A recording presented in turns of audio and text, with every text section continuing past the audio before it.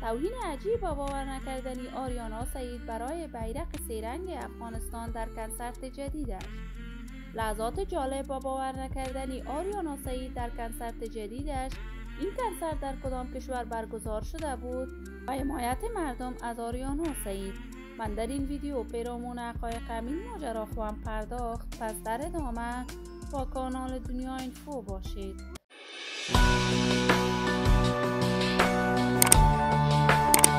سلام و سلامتی ایام به کامتان باد. شما را خوش آمدید میگم به یکی دیگر از ویدیوهای جذاب کانال دنیا اینفو.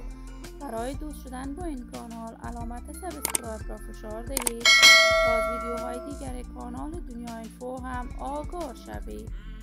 آریانا سعید، هنرمند خوش صدا، خوش نام و خوش سیمای افغانستان، یکی از هنرمندان بی‌بدیل، ناماشنا و محبوب در سطح موسیقی در افغانستان بوده است. آریانا سعید کارهای هنریش را بیشتر از 15 سال می شود به طور مسلکی و حرفه‌ای برای دوستداران و طرفداران هنرش ادامه داده است. آریانا سعید طرفداران و رقیبان هنری خاص خودش را دارد. علاقه‌مندان آریانا سعید از حد و مرزهای افغانستان عبور کرده است و بیشتر دوستداران آریانا سعید در کشور ایران و تاجیکستان بوده است.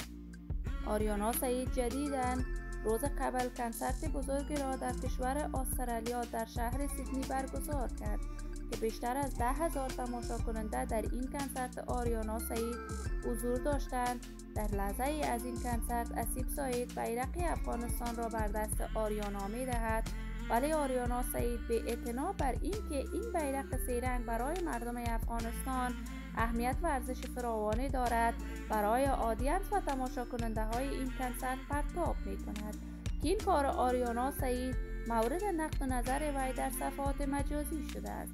ولی همه سال آریانا سعید کنسرت های پرشکوهی را در سرتاسر جهان برای دوستداران و طرفداران هنرش برگزار می کند و حمایت های گسترده هم می شود.